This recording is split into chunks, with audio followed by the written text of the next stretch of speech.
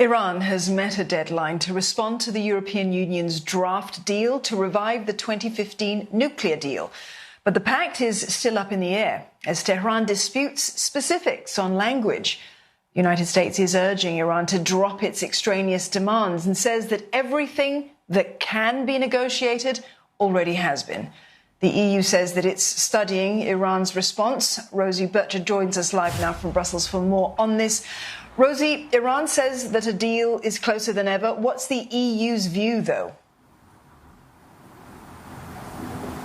Well, the EU is being pretty tight-lipped on this. Brussels is stressing that it's a coordinator in these whole efforts to try and restore the Iran nuclear deal, which, of course, had at its core the idea of Iran agreeing to curbs on its nuclear activities in exchange for sanctions relief. And there's been more than a year and a half now, really, of stop-start talks mediated by Brussels with the aim there of trying to get these two sides back to the table and get this deal, which is in tatters currently, stitched back together. Now, the EU's Foreign Affairs spokesperson, Nabila Masrali, was asked by myself and other journalists just in the past few hours to give us the latest, to tell us what is going on, give us some insights into these talks, but she didn't have very much to say. Here are the details she was willing to share. Take a listen. I can only confirm that we have received the Iranian response last evening. For the moment, we are studying it and we are consulting with the other JCPOA participants and the US on the way forward. Now, Iran says it's laid out a few concerns in its response to this text, a response to a proposal that was put on the table by the EU's foreign policy chief, Josep Borrell, back in July. Iran says the concerns it's laid out are not unsolvable. But of course, that's not really an assessment for Tehran to make.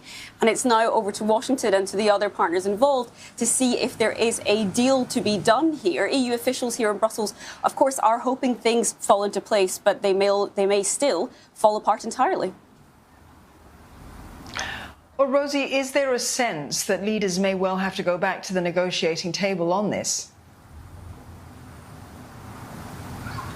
Well, the sequence of events, if there is a breakthrough here, would be as follows. So the European Union as coordinator, if this response by Iran is deemed to be conducive to getting a deal together, would then formally resume talks. Those talks usually take place in Vienna. After that, it would invite foreign ministers from both sides who would jet into Vienna to come and formally sign this deal and revive this deal. And that would very much be seen as a diplomatic victory for the European Union to have managed this. But we're really not there yet. As Nabila, the EU's foreign policy spokesperson, said, all sides are for now simply studying this response for Iran. And of course, since the start of these talks over the past year and a half or so, both Tehran and Washington have been blaming each other for a lack of progress here, each side saying the ball's really in the other side's court. Now Tehran saying a deal is closer than ever before, but it has crucially said that a deal is not inevitable.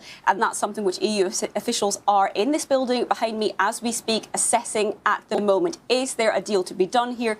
Will foreign ministers be called back to the table? Still a question mark over it. But of course, the hope here in Brussels is that there will be a way to move forward here back to reviving this deal. We'll continue to watch this space on this one. Rosie, thank you very much for that. Rosie Bircher there reporting live from Brussels.